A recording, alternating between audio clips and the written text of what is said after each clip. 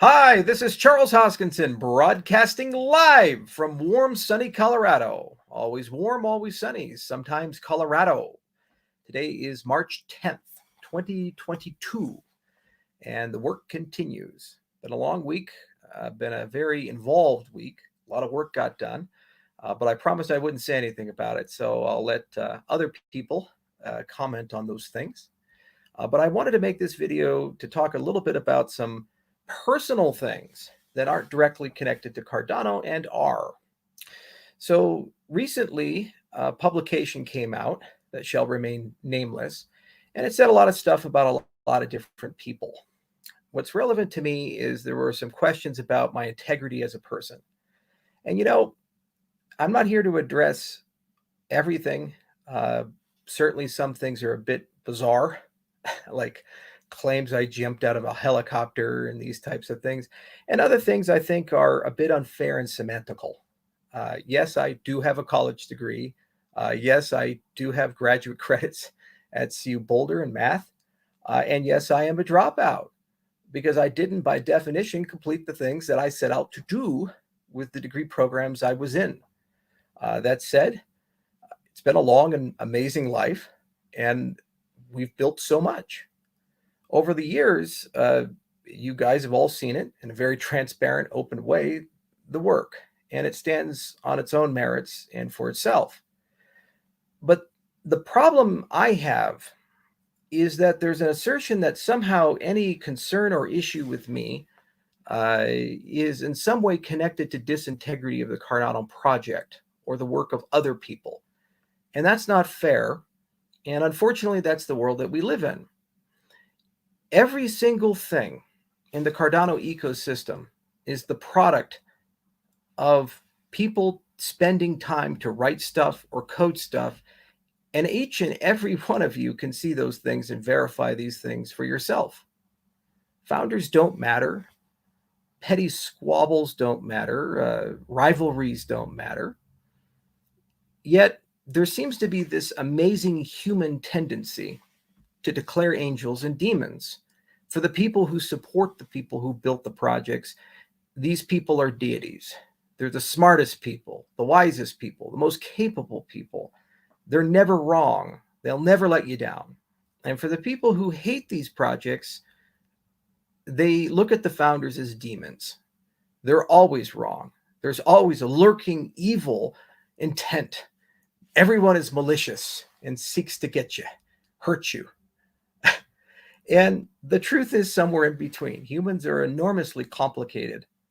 They have all kinds of things in life, ups and downs. And we let you down sometimes, and other times we inspire you. The point of the technology we build, the point of these ecosystems, the entire point of the labors of Cardano and all these other projects has always been to take the things where we can't afford people to let us down, our money, our privacy, our life, our liberty, and put them in the hands of agents who never can by design. 130 plus papers. 130 plus papers. The most complex code you could write, and everybody complains about it because it's weird. 70 plus countries now, heads of state pretty much every month, it seems like, or some Fortune 500 CEO or some damn billionaire somewhere. The reality is I've gotten to a point in my life where it's too damn surreal for fiction. That's where I'm at. There is no meaningful way I can sit at a bar and look at the guy to the left of me and tell him what I do, who I am, and what I've seen, and have them believe me. I own a Black Hawk helicopter, people. I raise bison. In a few years, we're probably going to bring back the woolly mammoth. Does any of that sound real or reasonable? It's a surreal time, and it's a surreal world, and the boundaries of all these things are crazy. We have marketplaces in our industry that sell pictures of pictures, NFTs that are worth $13 billion.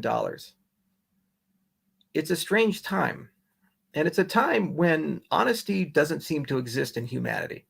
Everyone is lying. The US government is, Russia is. Every single event There's no integrity left.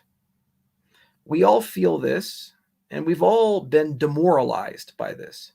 Yet we seem to somehow believe that it's going to be a property all people have all the time. The point of blockchain technology has always been a different approach, a different way. You know, my life story is incredible, and I've done a lot of remarkable things. Graduated from high school when I was 15 years old. Think about that. I was homeschooled. That's why I was able to do it so quickly. By the time most people go to college, I already had a college degree. Did you know that? No, because none of these things are represented. Because that's not the intent. It's the politics of personal destruction. It's aggregate narratives. Nothing is fair in narratives. And sometimes it's easier to compress things together and play the semantics game. And that's fine if people want to do it. But the real reality is, what did we accomplish in life? Where did we go? Who did we go there with? While we were going there, did we rise people up or tear people down? It's an undeniable truth that there are now millions of people in the Cardano ecosystem. It's also an undeniable truth that Cardano has outgrown any entity that asserts dominion over it. It is truly decentralized, and as much yours as it is mine and anyone else. And the technology we had to invent to accommodate that, to grow us there, that technology is revolutionary in many different categories. And it's not uniquely true for us. It's the same for Ethereum with Vitalik. It's the same with dozens of other ecosystems. This is the best of us in that respect. What we see lately floating around, the TMZ politics of personal destruction, it's a legacy, and it's a legacy mostly perpetuated by people who are upset and angry, fearful, and they're just looking for an out. They're looking for some meaning and reason in a world that's increasingly losing its ability to have meaning and reason. Now, when I retire years from now, I'm going to write a memoir, nice, beautiful book. And I'll tell every story and all the things as I recall it, go through all my journal entries and so forth. But today, right now, I'm in the arena and I have a job to do. I have things to do. And you see, here's the thing. After all this noise subsides, we wake up tomorrow and nothing has materially changed. There's still a crisis in Ukraine. There's still work to do in Africa. There's still code to write. There's still papers to write. And we keep going on. The dogs can bark really loud sometimes. The caravan still has to move on. That is the expectation. And that's the only integrity I think any of us can find. You get every right to like people or dislike people, choose your villains, choose your heroes, pick your angels and demons. My only recommendation to you is build your life around the things that are principled, things that are transcendent of humanity, things that don't change, the immutable things, because those are the things that when times come hard, they never let you down. Those are the things that don't succumb to human frailties ever. My life's work, my accidental life's work, a long time ago, I thought I was going to be a doctor. Then I said, I'll be a proper mathematician. Wasn't too good at that. Dropped out of that. My life work stumbled into being in the business of integrity, ironically, algorithmic integrity. And I'm pretty damn good at it because I brought an army of people together and inspired them to do their best work and continue to do so. Many of you listening are among them. And the algorithmic integrity is a hell of a lot better than anything humanity will ever offer you. Stop looking for heroes. Stop looking for villains. Start looking for principles. That's all that really matters. Now, more things will eventually come as we make progress. I can't imagine the kind of books will be written about the bioethics of de-extinction. I can't imagine the kinds of things that will be written about the choices that we're making today in Africa and other places. The leaders we choose to work with, the revolutions we didn't back, the civil wars that we had to pick a side or by staying neutral have an issue. These are hard decisions I have to make and other people have to make in my company every single day. Sometimes we get it right and sometimes we get it wrong, but that's just the nature of the game. And we try to have guiding principles as we go through. There's a long road ahead. And damn, it was a frustrating week. But it was also a very liberating week. Because in addition to seeing the worst in people, I saw the best in people. I saw so many of you realize the greater truth that we got a job to do. And so I'd like to say thank you to all of you. I'd also like to say if I let any of you down, I'm always sorry. I can't carry the weight of the world on my shoulders, and I am not a perfect person in any respect. But I do wake up every single day and try my best. There have been days when it's 2 hours of sleep and you just have to go. There's been days where you traveled to 8 countries in 2 weeks. You don't even remember where you're at. I remember years ago, I had just come in from South Korea and I was in Tokyo. And I went to a late night steak dinner and I hadn't slept really properly for a few days. And I got the exchange rate wrong because it's 1,000 to 1 on average in South Korea. It's 100 to 1 in Japan with yen. So I bought a steak thinking I was buying a $60 steak, and it turned out it was a $600 steak. It was a bit of a surprise when I got the bill and started doing the exchange rate. These are the many, many, many, many stories, not told, but often remembered over the years. But I look back at all of them fondly because each and every one of these are the ones that enabled me to get to this point where we actually have a chance to make a difference in the world. A lot of people call me arrogant, narcissistic, dominating the spotlight, but it's actually the opposite. I enjoy solitude. I really do. I enjoy being the guy in the back and not having to worry about the spotlight. I oftentimes turn down events for that reason. The only reason why I show up every single day and keep fighting as hard as I do is because of you guys. I really do love what you've given me as a community and the things you teach me and how much I've grown as a human being as a result of that.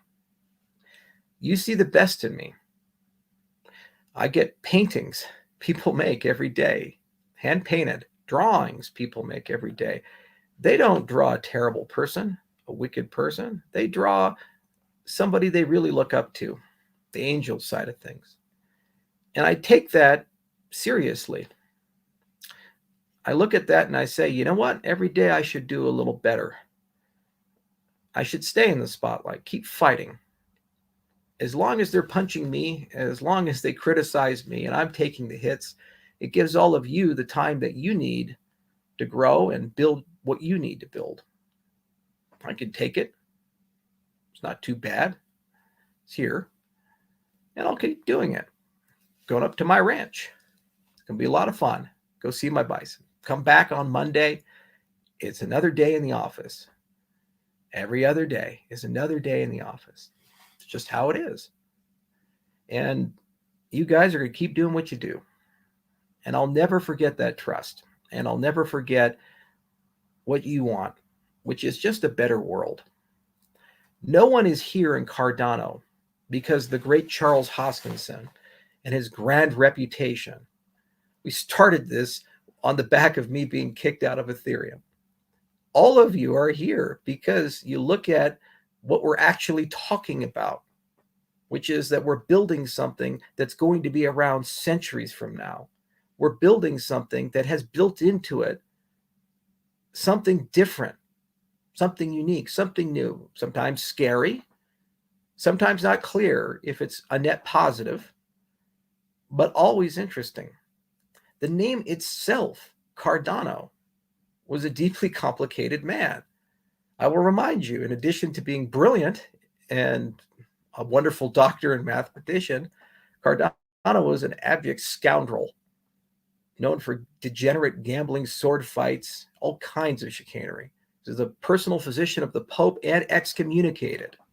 Think about that and how complex of a life it is. It's a reminder to us all that these labors are neutral, and it's up to us to decide how we want to use them and where we want to use them. So, to people who don't like me, they're going to wake up tomorrow with the exact same opinion, or perhaps reinforced. To the people who do like me, it's business as usual. But in both cases, the truth of the matter is it's frankly irrelevant to what we do and what we build. Absolutely irrelevant. My record stands. You can look at it clearly of what I've built and what I've done. I exist, keep learning, read a book every week, take classes on Coursera, try to stay up to date with things. Right now, taking a class on Charlemagne. It's pretty fun, pretty interesting. Every now and then, take a computer science class here and there. It's pretty cool. Lifelong learner. Always have that. Involved in a lot of research all over the board. Just about getting into, of all things, hydroponics. That's my life. Stranger than fiction. So it's up to you how seriously you want to take it. And it's up to you where you want to go with it. I does not care.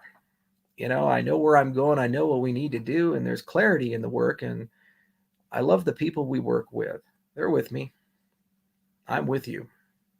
So thank you all for listening. I do appreciate it.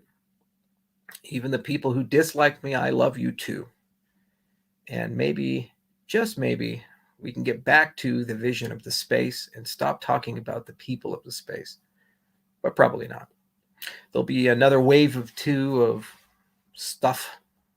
And then again, come Monday, Tuesday, maybe Wednesday, who knows, we get back to work.